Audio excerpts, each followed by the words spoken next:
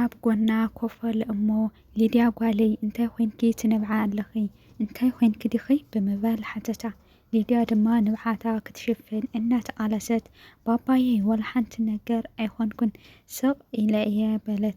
ኣቦ ሊድያ ድማ ኣዶ ናፊቓ ትኾን ብምባል ኣብ ሓያል ሓሳብ ጠሓለ። ሰላምታ የረሳዕኹ ናይ ህዊ ላይፍ ቻነል ተኸታተልቲ ዝኾንኩም ከመይ ኣለኹም? ደሕና ዲኹም? ኣነ ሰላም እየ እግዚኣብሔር ይመስገን። ሃምታ ኣነ ሰላም ዘለኽዎ ንስኹም ለ በቢ ዘለኹሞ ሰላም ክትኮነለይ ናይ ኩሉ ግዜ ስናይ ተምኒተይ እዩ። ናይዚ ቻነል ቤተሰብ ዝኾንኩም ከምቲ ትገብሩለይ ምብርታዕ ናይ ኩሉ ግዜ ምብርታዕኩም ኣይበለኒ።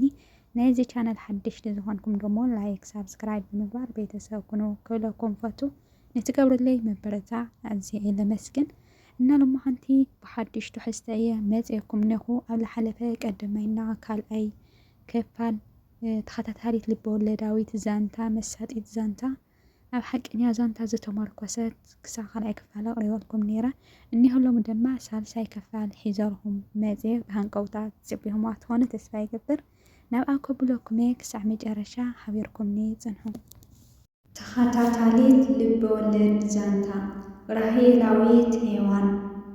ካብ ዝሓለፈ ክፋል ሊድያ ትምህርታ እናተምሃረት ኣባኣ ድማ ሰሪሑ ስሩሕ እናሰርሐ ብከምዚ እናቐፀሉ ከለዉ ድማ ሊድያ ዩኒቨርሲቲ ትምህርቲ ኣብ ካልእ ቦታ ከም ዝበፅሓ ሊድያ ምስ ኣባኣ ምፍልላይ ከቢድ ስለ ዝኾነ ትነብዕ ከም ዝነበረት ኣባኣ ድማ ኣብ ስራሕ ኮይኑ ገዛ እትው ኢሉ ሊድያ ጓለይ ኢሉ ጥምት ምስ ኣበላ ክትነብዕ ስለ ዝፀንሐቶ በስመ አብ ወወልድ ወመንፈስ ቅዱስ ኢሎ ሊድያ ሃንደበት ከይረኣየቶ ስለ ዝፀንሐት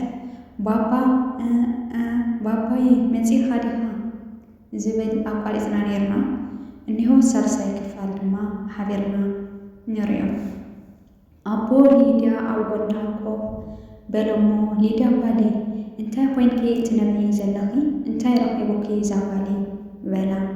ሊድያ ድማ ንብዓታ ክትሽፍን እናተቓለሰት ባባየ ወላ ሓንቲ ኣይኮንኩን ደሓን እየ ሕጂ ግን ድኽምካ ስለ ዘለኻ ተሓፀብ እሞ ምግቢ ክንበልዕ ኢላ ካብኡ ተሲኣ ናብ እንዳ ክሽነ ኣምርሐት። ኣባኣ ድማ ንብዓት ጓሉ ኣሰንቢድዎ ኣተኪሩ እናጠመታ እዋዕ እንታይ ኮይና ዛ ጓለይ ንኣዲኣ ዶ ናፊቓ ትኾን እናበለ ብውሽጡ ብሓሳባት ተጨነቐ። ድሕሪ ቁሩብ ደቓይቕ ሊድያ ንኣቦኣ ምግቢ ቀራሪባ ባባየ ንዓበል ከሕፅበካ ምግቢ ክትበልዕ ፀኒኻ ከዓ ትኸውን በለቶ። ኣቦኣ ድማ እሺ ዛ ጓለይ ብረኽቲ ኢሉ ተሓፂቡ መኣዲ ቀሪቦም በልዑ። መኣዲ በሊዖም ምስ ወድኡ ተመስገን ኢሎም ድማ ተስኡ። ድሕሪዚ ድማ ኣቦ ሊድያ ዛ ጓለይ ንዕሞ በዚ ኮፍ በሊ ኢሉ ኣዒንቱ ናብ ዒንቱ ጓሉ ኣትኪሩ እናጠመተ ሊድያ ጓለይ እንታይ ኢኹ ኮንኪ ክትነብዒ ፀኒሕክኒ እንታይ ኣጋጢሙኪ ድዩ ወይ ድማ ዝፀገመኪ ነገር ኣሎ ድዩ ዛ ጓለይ ብዘይካይ መን ኣለኪ ድዩ ንገረኒ እስኪ ኢሉ ትሕትናን ጥበብን ብዝመልኦ ዘረባ ተዛረባ። ሊድያ ኣነ ዝፀገመኒ ነገር ባባየ ንዓኻ ሒዘ እንታይ ከይጎድለኒ ግን ባባየ ንዓይ ንዓኻን ዝፈላሊ ነገር ተፈጢሩ ኣሎ በለቶ። ኣቦ ሊድያ ድማ ዋ ሊድያ ጓለይ እንታይ እዩ ንገረኒ እንዶ በላ ብስንባዴ። ሊድያ ባባ ን6 ወርሒ ዝኣክል ትምህርቲ ካብዚ ዓዲ ወፃኢ ንክመሃር ተመዲበ ኣለኹ። ሕጂ ግን ኣነ ንስኻን እንተተፈላለና ከመይ ክንከውን እዩ ንሱ ድማ ኣጨኒቐኒ ክንብዕ ፀኒሐካ ባባየ ሕጂ ግን ካባኻ ካብ ዝፍለጥ ትምህርቲ እየ ክገድፎ ዘለኒ በለቶ ብሕንቕንቕ ዝበለ ድምፂ። ኣቦ ሊድያ ውሽጡ ሕማቕ እናተሰምዖ ኣጆኹሞ ዛ ጓለይ ኣጆኺ ተረጋጊኢ ነዚ ድዩ ከም ብዐኪ ፀኒሕለን ሊድያ ጓለይ ትምህርትማ ክተቋርፅዮ የብልኽን ን6 ወርሒ እንታይ ከይከውን ዛ ጓለይ ኣነ ንዓርሰ ምዃን ኣይስእንን እየ ንስኺ ጠንኪርኪ ኣብ ዕላማኽን ሕልምኽን ሕውቲ ክትኮንለይ ከም ኣድኺ ጠንካራ ኣዶ ኮንኪ መርዓኺ ኣበባኺ ክርኢ እየ ዝደሊ ፍጹም ኣይተቋርፅዮን ኢኺ በላ።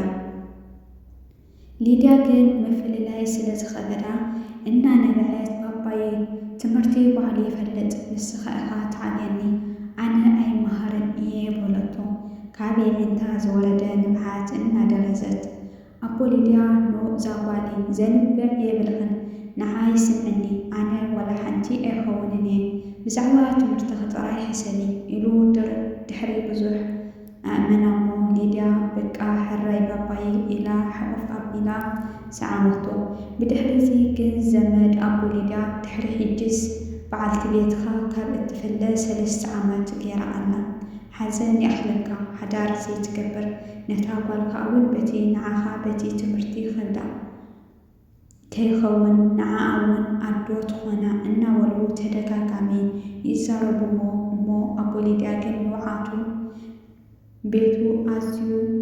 ቤቱ ኣዝዩ የፍቅራ ስለ ዝነበረ ወላ ደኣ ካብኡ ትፈለ እምበር ፈፂሙ ካብ ሓሳቡን ካብ ልቡን ኣውፂዋ ኣይፈልጥን። ስለዚ ድማ ምስ ከሊእ ሓዳር ክገብር ሓሲብዎ እውን ኣይፈልጥን እዩ። ከምዚ ድማ ይብሉ ኣነ ኣሕዋተይ ናተይ ሓልዮት ምዃኑ ይርድአኒ እዩ።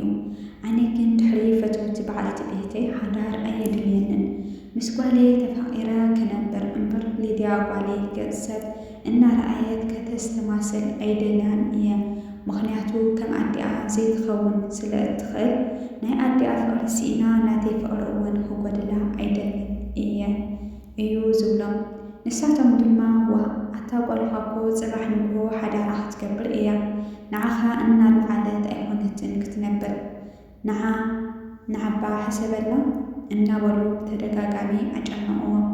ኣቦ ሊድያ ድማ ድሕሪ ብዙሕ ግዜ በቲ ዝብልዎ ኣብ ክልተ ሓሳባት ተቐርቂዩ በቃ በሉ ምስ ሊድያ ጓለይ ክመኸር እሞ መልሲ ክንብረኩም እየ ኢሉ ናብ ገዝኡ ኣምርሐ።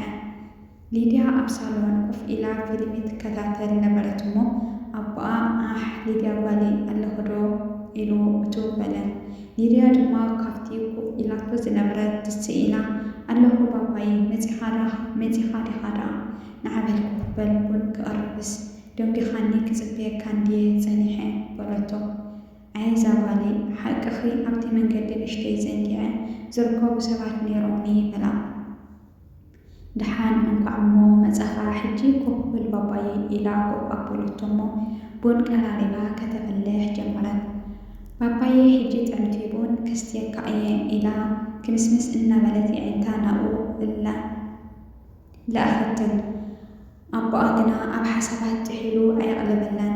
ሊድያ ኣተኪራ ብምጥማት ገጽ ኣቦኣ ከምቲ ብፍሽኽታ እትፈልጦ ኣይኮነላን ነይሩ። ይቅርታ